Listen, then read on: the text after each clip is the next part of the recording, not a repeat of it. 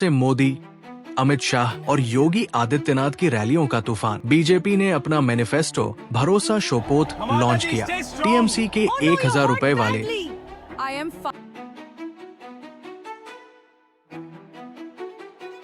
1970 का दशक। कोलकाता की सड़कें और कॉलेज कैंपस किसी युद्ध के मैदान से कम नहीं थे। वामपंथी विचारधारा और छात्र राजनीति का कॉकटेल हर युवा के दिमाग पर हावी था। जो कम्युनिस्टों के खिलाफ बोलता, उसका नामो निशान मिटा दिया जाता। इसी दमघोंटू माहौल के बीच जोगमाया देवी कॉलेज में एक युवा लड़की ने कदम रखा। उस लड़की के पास ना तो कोई बड़ा राजनीतिक बैकग्राउंड था और ना ही दिल्ली के किसी बड़े नेता का हाथ। उसके पास सिर्फ एक चीज थी, सिस्टम से लड़ने की एक खूंखार जिद। उस वक्त के राजनीतिक पंडित कहते थे उसने इंडियन नेशनल कांग्रेस के स्टूडेंट विंग की कमान संभाली और देखते ही देखते कम्युनिस्टों के छात्र संगठनों को घुटनों पर ला दिया।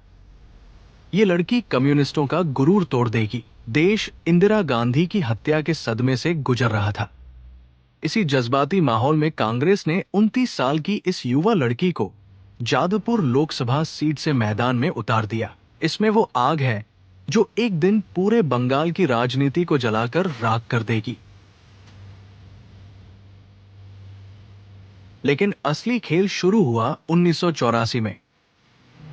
सामने थे सीपीएम के सबसे कद्दावर नेता सोमनाथ चटर्जी, जिनकी जड़ें बंगाल की राजनीति में एक बरगद के पेड़ जैसी गहरी थी। सोमनाथ दा को हराना उस वक्त ऐसा था मानो किसी पहाड़ को नंगे हाथों से खिसकाना। लेकिन जब नतीजे आए तो पूरा नेशनल मीडिया सन्न रह गया। उस युवा लड़की ने 3,31,618 वोट पाकर सोमनाथ चटर्जी जैसे दिग्गज को धूल चटा दी थी। वो लड़की और कोई नहीं, ममता बनर्जी थी। इस जीत ने ममता बनर्जी को रातों रात नेशनल सुपरस्टार बना दिया। वो दिल्ली गई, कई बार मंत्री बनी, रेलवे से लेकर कोयला मंत्रालय तक संभाला। लेकिन दिल्ली की सत्ता के आलीशान बंगले कभी उनका अंतिम लक्ष्य नहीं थे। उनका दिमाग तो सिर्फ एक बात पर अटका था, बंगाल से लेफ्ट फ्रंट के 34 साल पुराने खूनी किले को उखाड़ फेंकना। 1990 का वो काला दिन आज भी बंगाल की यादों में ताजा है। कोलकाता के हाजरा क्रॉसिंग पर ममता बनर्जी पर सीपीएम के गुंडों ने जानलेवा हमला किया। उनके सिर पर बुरी तरह वार किया गया। खून से लथपथ ममता की उस तस्वीर ने पूरे बंगाल के सबाल्टन वंचित वोटर के दिल में एक गहरी छाप छोड़ी। अस्पताल के बेड से उनके शब्द गूंजे, हम ईंट का जवाब पत्थर से देंगे। बंगाल की जनता हमारे साथ है और हम ये साबित करके रहेंगे कि हम डरने वाले नहीं हैं। ये बयान बंगाल के गरीबों के लिए एक नया इंकलाब बन गया। ममता समझ चुकी थी कि कांग्रेस की दिल्ली वाली लीडरशिप लेव के सामने बहुत सॉफ्ट है।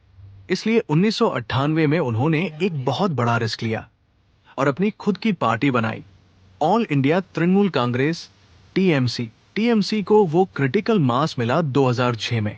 बंगाल की अर्थव्यवस्था दम तोड़ रही थी। वामपंथी मुख्यमंत्री बुद्धदेव भट्टाचार्य ने राज्य में इंडस्ट्री लाने के लिए एक बहुत एग्रेसिव लैंड एक्विजिशन भूमि अधिग्रहण पॉलिसी शुरू की। उनका प्लान था सिंगूर में टाटा मोटर्स का नैनो प्लांट लगाना और नंदीग्राम में एक बहुत बड़ा केमिकल हब बनाना। यही वो पल था जब लेफ्ट सरकार ने अपने ही पैरों पर कुल्हाड़ी मार ली। ममता बनर्जी ने एक झटके में इस मुद्दे को कैप्चर कर लिया। उन्होंने खुद को किसानों की सबसे बड़ी मसीहा के रूप में खड़ा कर दिया। सिंगूर में 25 दिन की भूख हड़ताल ने पूरे राज्य के सिस्टम को पैरालाइज कर दिया। हार मानकर टाटा को अपना प्लांट गुजरात शिफ्ट करना पड़ा। लेकिन असली खून खराबा नंदीग्राम में हुआ। पुलिस और पार्टी के लोगों की गोलियों से 14 बेगुनाह गांव वाले मारे गए। इस भयानक घटना ने बंगाल के पढ़े लिखे तबके, अल्पसंख्यकों और गांव के वोटरों को लेफ्ट से हमेशा के लिए दूर कर दिया। माटी हमारी माँ है और अपनी माँ को हम इन इंडस्ट्रियलिस्ट के हाथों कभी बिकने नहीं देंगे।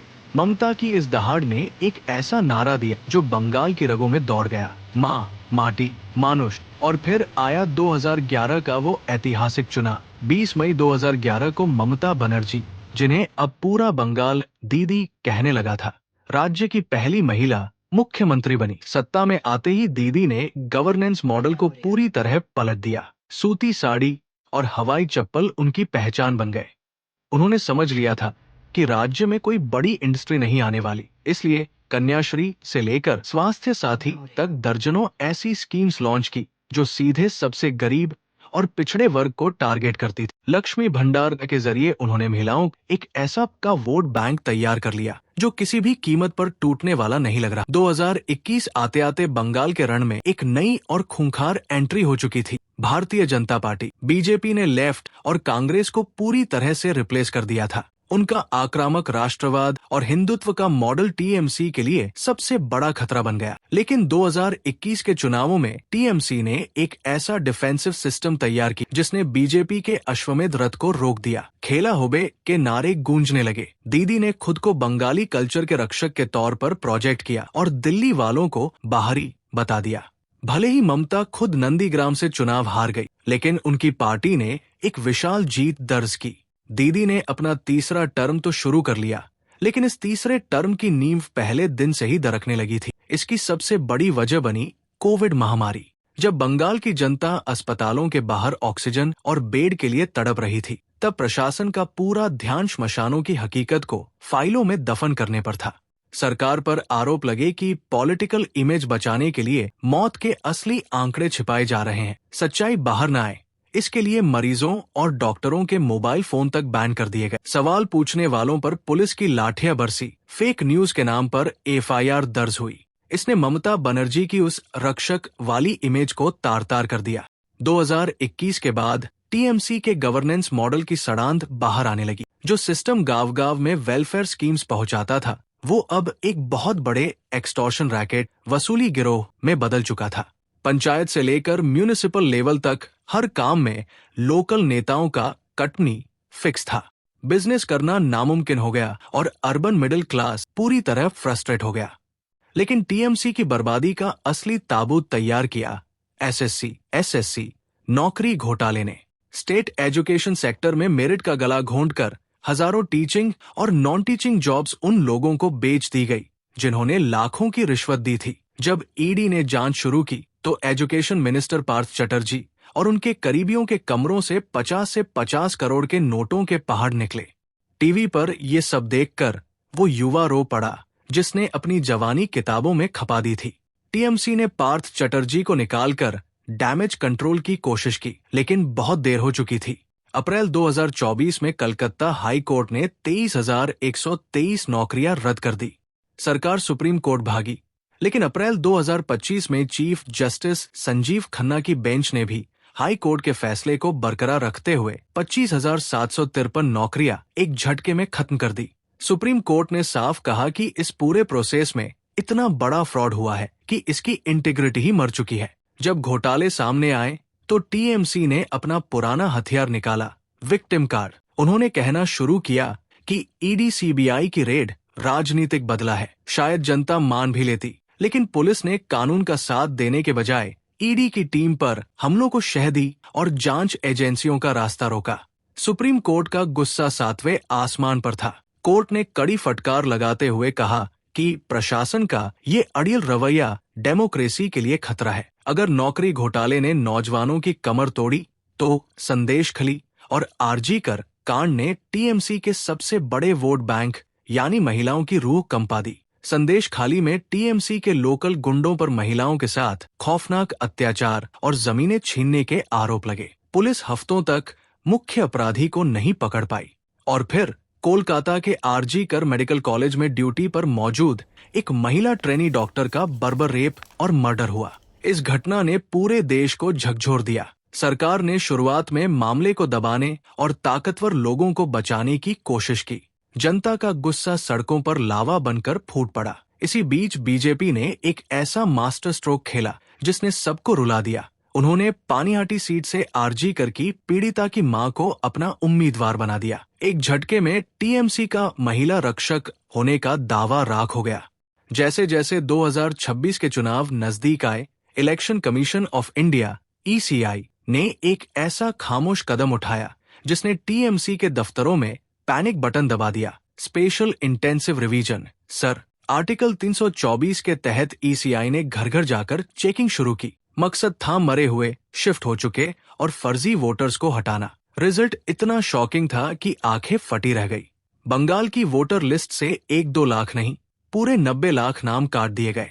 राज्य के कुल वोटर्स 7.66 करोड़ से घटकर 6.77 करोड़ रह गए। 12% की सीधी गिरावट। टीएमसी चीखने लगी कि ये माइनॉरिटी वोटर्स को बाहर करने की साजिश है। बीजेपी ने इसे घुसपैठियों की सफाई बताया। हालात इतने बेकाबू हुए कि सुप्रीम कोर्ट को दखल देना पड़ा।